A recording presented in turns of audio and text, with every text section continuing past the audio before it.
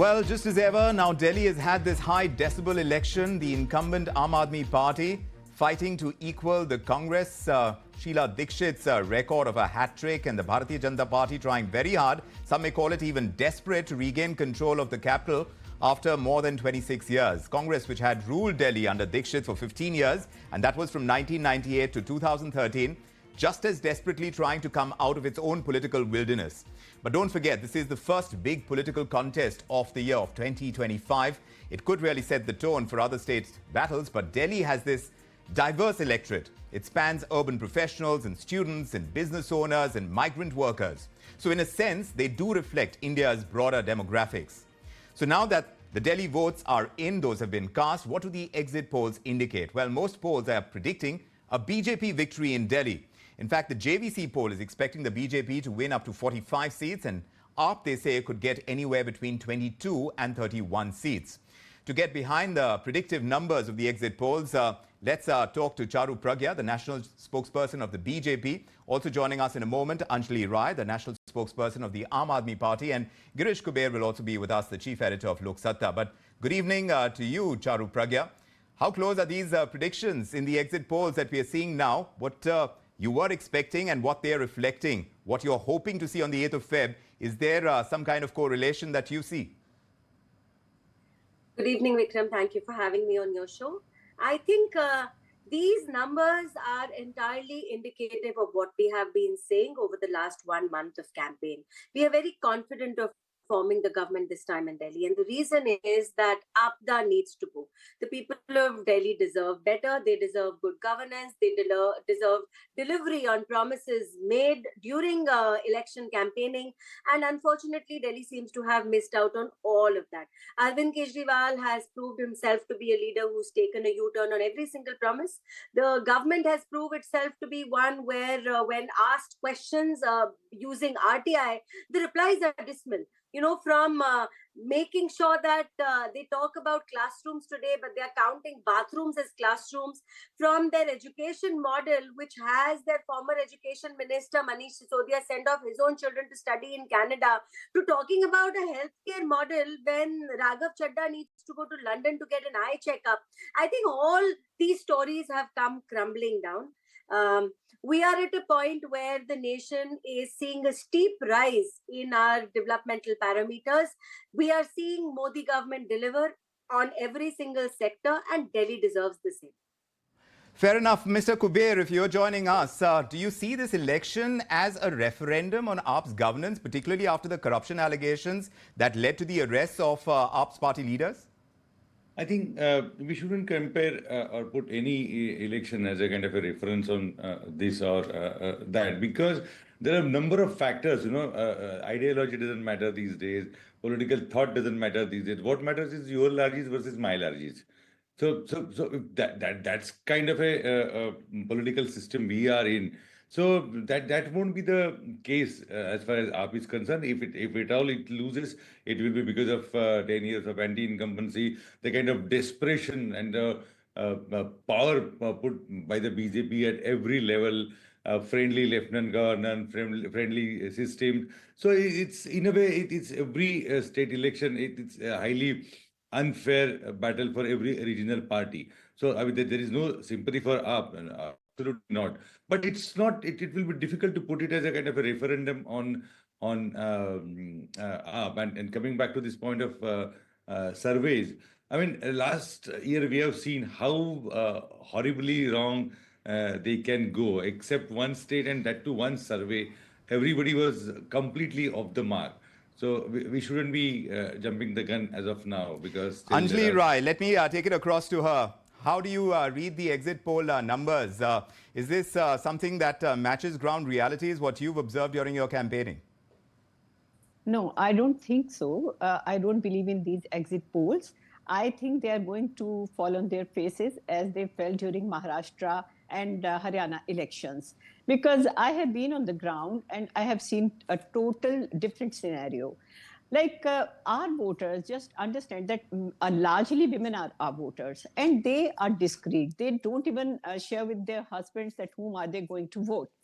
And because they benefited a lot from Kejriwal's government's governance, they saved a lot while running their household affair in when they got free electricity, free water, free health services, free bus yatra, and so many other benefits. So they are definitely going to. And secondly, the most important thing is trust factor.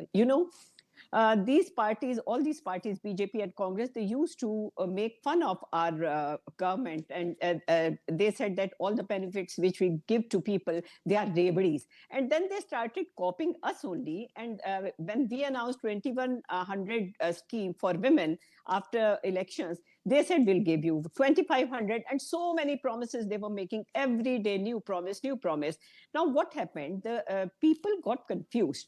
They decided that a bird in the hand is worth two in the bush. So I am pretty confident that they got so confused that they decided to vote for the Aam Aadmi Party, whom they believe that they fulfill their promises. Let me take that across, this freebie narrative. Who has the edge over here? Because Charu Pragya, there is a point that is being made by the AAP spokesperson. Now, you need to counter that, because it was something that the BJP said that the Revdi culture is not something that the state should go with. And that's exactly now we're seeing this kind of competition among the parties to offer more by way of freebies. Now, how do you explain that?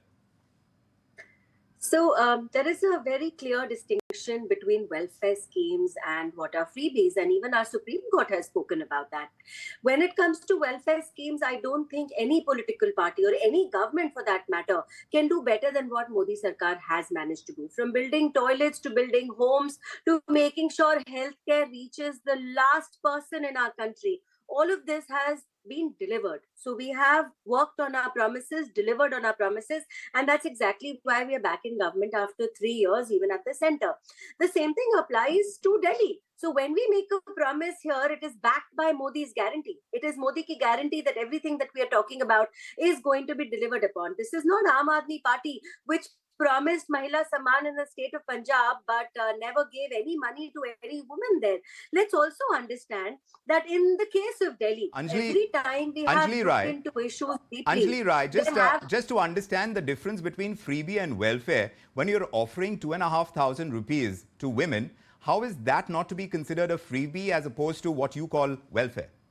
First of all, I would say that when we gave free electricity, when we gave free water, when we improved schools for the children, 2,500 rupees, right? Basic necessities. But Anjali Rai, this is apart from 2,500 rupees that is being doled out. Okay, how do you explain that?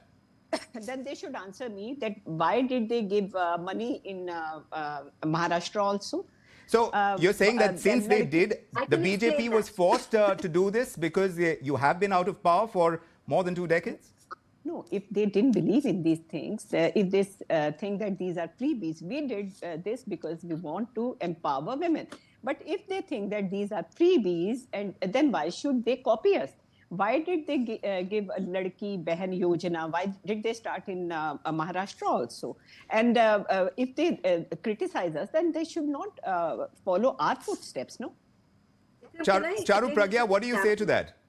Yeah. Charu Pragya, how do you counter this entire argument of 2,500 rupees being not a freebie but welfare, as you put it?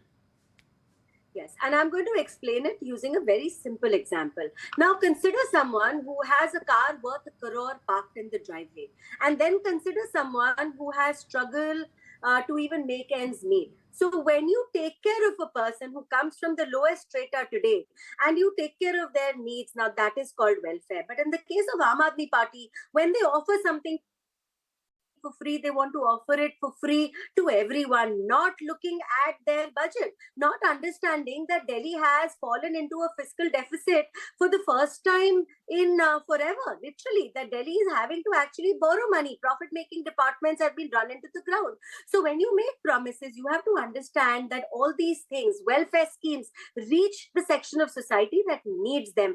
And it is not doled out like a free promise, like a freebie for every single person, even those who can afford to pay their own. Mr. Kuber, do weigh in on what we are hearing from Charu Pragya and Anjali Rai, about the freebie narrative. Who owns it this time? Because there you have AAP pledging to expand welfare programs, free electricity, water, bus travel for women, monthly honorarium, 2,100 rupees, free medical treatment for senior citizens. There is free bus travel for students. BJP then saying that they are going to continue the existing welfare schemes, introducing initiatives like 2,500 rupees for women, higher pensions for senior citizens. It seems like they are in utmost competitive mode when it comes to really attracting the Delhi voter. As a battle of freebies plays out, who is controlling the narrative over here? That's exactly is the point. I mean, the whole issue is when BJP promises, we have to believe that it is welfareism. When someone else does it, then it comes as a revdi. Number one. Number two, this is like jiski lathi uski bhais, you know. So whoever is ruling will have to have access to power, money, and they can dole it out. So this is the real issue, because there is no longer, if BJP is so sure of its so-called development politics, so-called great achievements and kind of stuff, it shouldn't indulge into this kind of revdies, you know. But it is compelled to do that because it also knows there is a limit to it, and now every party is interested only in offering revdies because this is the thing that is working. But Mr. Kuber, also when you talk about anti-incumbency, and BJP is trying to capitalize on that, the route that they have taken because they want to replicate the 2024 general election performance over here, is this a route that you think might actually work considering what the electorate in Delhi is seeking? See, now the race is for the bottom. So once it is accepted, everything is permissible, and we have to expect similar kind of your ugly politics versus my ugly politics. Economics and sense of proportion and talk of good governance and all that. This is all good for panel discussions and you know, the CII meets. You know, ground reality is that politics is completely dirtied because of such kind of offers and freebies and larges, which are no means that nothing is accounted. Somebody I heard co-panelists speaking about Latki Bahina. See, some of the cases have it's turned out to be there are men. You know, I mean, it's such a blind distribution of money. No discretion was offered. No system was in place. So, I mean, Meanwhile, started. Yes, one takes that point. But Anjali Rai, as far as your party is concerned, there are some legacy narratives, like the focus on education reform, like investment in public schools. Has that come to play at all in this election, or has BJP seized control of the election agenda, you think? No, whatever, we have never got away from the principles with which we started. And we are firm that we are going to work on better education, better health for the people, and providing basic necessities to the poor people, and also development of infrastructure. Now, what they are doing, we don't know.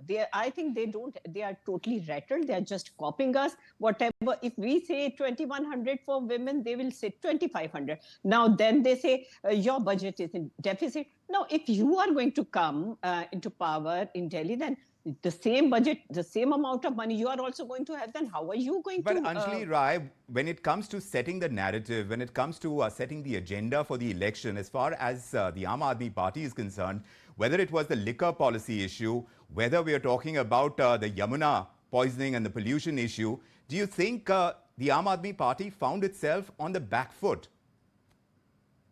See, if we promised to do 10 things, we did 8. We may would have not done 2 things, and Kejriwal ji accepted that we couldn't clean Yamuna. He very honestly said that definitely we couldn't clean Yamuna.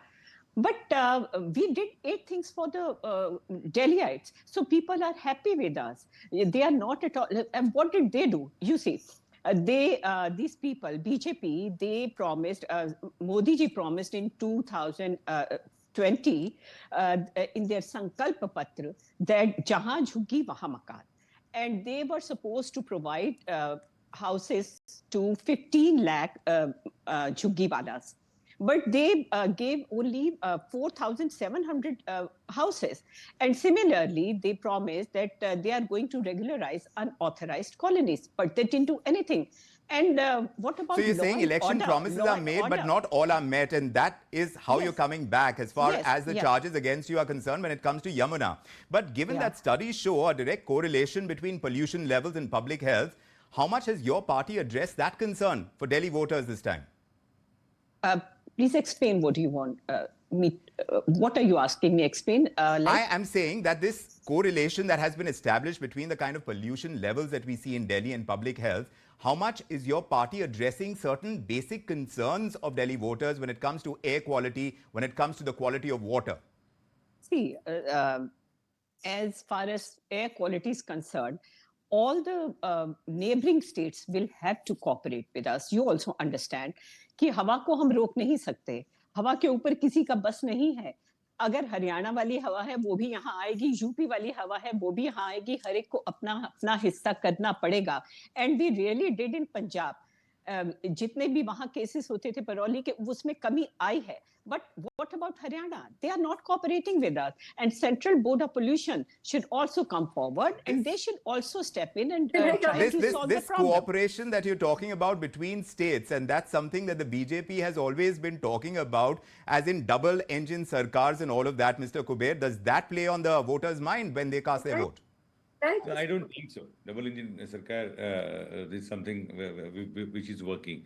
What is working is completely different. It's polarization, the way government machinery is used, the way these handouts are being announced. These are the actual things which are working. Double engine sarkar comes into the play once you get into elected, once you get elected, because then you have a benefit of central government bestowing some kind of an award and special funding and all that, But actually, that whole idea itself is horribly wrong, because if we consider ourselves as a federal structure, federal nation, this double engine sarkar itself is criminally, politically wrong, because then there is no meaning of federal structure. Then entire nation has to have only one party. What is being discussed as far as narratives and controlling it? Has the quality of the narrative also come down? The BJP has raised questions about the lifestyle, for example, associated with the Chief Minister, using the term Sheesh Mahal. That kind of narrative impacting voter sentiment rather than developmental issues. How do you approach that? Charu Pragya. Thank you. So, when I listen to the spokesperson of the Aam Aadmi Party, I'll tell you my concern. When a political party talks about cooperation between states, they need to understand that Arvind Kejriwal shooting off his mouth and literally accusing the people of Haryana, the government of Haryana, of genocide. He used the term water terrorism, of poisoning the water of Yamuna Ji. All these things are criminal, in my opinion. These are the kind of statements cannot be taken lightly. The fact also is that when they talk about delivering on certain parameters, they have delivered on expenditure. Yes, 28,000 crore has apparently been spent to give clean water to Delhi. But what is the result? 75% households in Delhi still do not get clean water.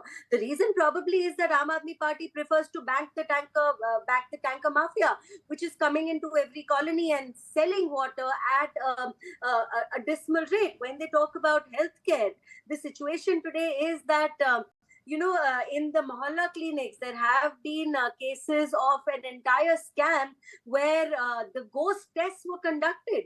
And these ghost tests were actually putting money in the pockets of private players. So whichever way you look at Delhi, I think we've reached a point that people need to be treated better and treated with more respect. But Charu Pragya, would you concede that Mohalla clinics were a good idea to start with and something that the BJP would like to do if they come into power?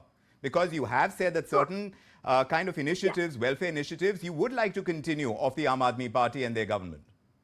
So absolutely, and I'm the first one to admit that having healthcare centers in your neighborhood is a fantastic idea. But then that idea needs to be delivered upon. Aam Aadmi Party was born on an idea of Anna Hazare's idea of having a corruption-free government.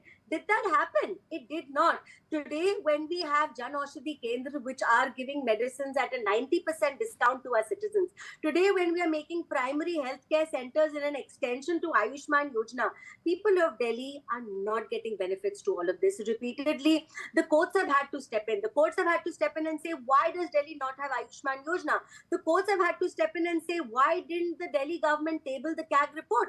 A report which talks about massive discrepancies in the financial situation of Delhi government. So, when you talk about the dissonance, government. when you talk about the dissonance between the LG and the chief minister, obviously that kind of friction plays on the electorate's mind as well when they're casting their vote. Would you concede that much, Mr. Kuber, that, you know, when a government is not being able to perform all that it promises to, it is going to you know, question the electorate whether or not this government can deliver on all the promises it makes, whether it is able to or not. Yeah, that's exactly that really works. So it works in a way. Both things happen. You know, first is that one section of people, I'm sure, they feel that there is no point in continuing with this kind of political establishment because center is not going to help us. But the second one also looks at it as a way, oh, this is unfair. We are being shortchanged, or center has been unfair. So it works. But this is not the way to conduct politics, I believe. I mean, there has to be a fair game in elections, but using your powers, that shouldn't be the way. So, Mr. Kuber, before I wrap up this discussion, there were certain issues that are national in nature. How much of a spillover that you see over here in the Delhi elections? I started off by saying about the demographics, which fairly represent a large part of urban demographics when you talk about Delhi. And this is the first major election that is taking place. So when you talk about issues like inflation, when you talk about unemployment, are these also something that is going to play up when we see the numbers on the 8th of this month? Unfortunately, such kind of issues, which are actually serious ones, which are important one, they doesn't. I mean, they don't come out in the open. You know, what matters is that is who is from Bihar, who is from UP, mobilize them, and then divide them into caste, and who is going to vote which way. You know, So when we say our cities are becoming cosmopolitan, it's just a facade. Underneath, it's the same old ugly politics which plays out, you know, unfortunately. Well, much is at play when you talk about the Delhi elections. The exit polls are painting one picture. And of course, like our spokespersons are saying, perhaps one side, of course, believes that this is exactly true of what they believe is happening on the ground. And the other part is, but we don't have too long to wait. It's going to be the 8th of February when the results will be out for us to analyze. But thank you very much for joining us with your perspective on this. Great panelists to have on this discussion here on India Tonight. Thanks for making the time.